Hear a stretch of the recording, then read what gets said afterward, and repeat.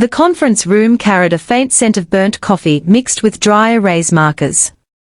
That was the first thing I noticed before anything else. 3 weeks of late nights had conditioned my mind to focus on tiny details whenever exhaustion set in. The steady hum from the ceiling vents, the projector's flicker whenever someone adjusted the blinds, the muted scrape of chairs moving against the table.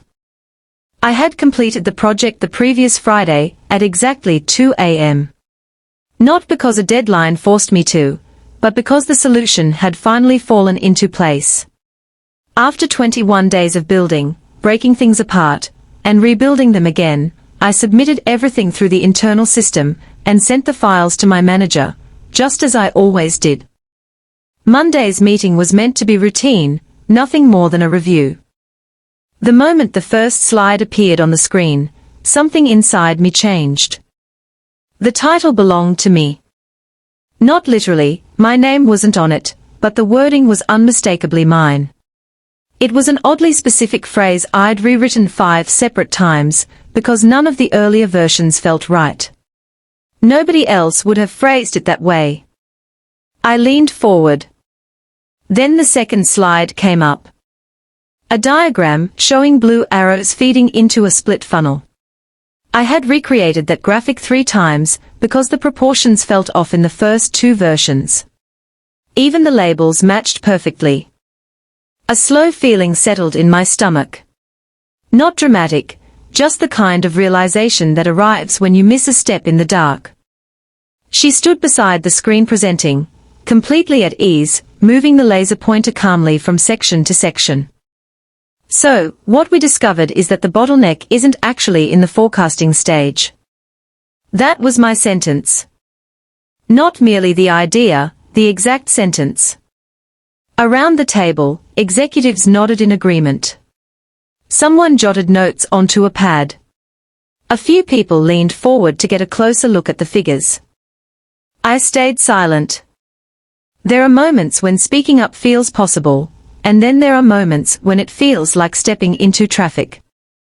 This was the second kind. She continued through the presentation with confidence and precision. The pacing was smooth. I knew it would be. I'd practiced that presentation alone at my desk twice on Thursday evening. When the last slide appeared, a small wave of polite applause moved through the room, the kind corporate meetings produce when everyone feels satisfied. Hands tapped lightly against tables. A few people offered quiet claps. My hands remained folded. The meeting dissolved into conversation. Chairs shifted. People stood up. Someone made a joke about finally solving the issue. On her way to refill her coffee, she passed by my chair. She paused briefly and glanced down at me. The smile wasn't cruel. If anything, it felt almost casual. "Good luck next time, kid," she said softly. Then she walked away. For a few moments, I simply stared at the projection screen as it faded to black. 3 weeks. The difficult part about long nights isn't the work itself. It's the attachment you develop to every detail along the way. You remember the exact moment something finally worked, the instant a formula balanced correctly, the relief that comes from closing a laptop at 2 a.m. knowing the job is done. Watching those hours suddenly belong to someone else is hard. I considered standing up. I considered saying something. But by then, the room had already decided on its version of the story. She had presented the work.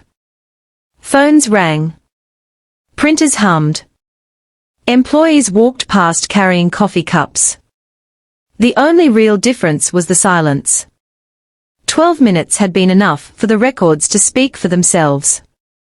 And sometimes, that's all it takes.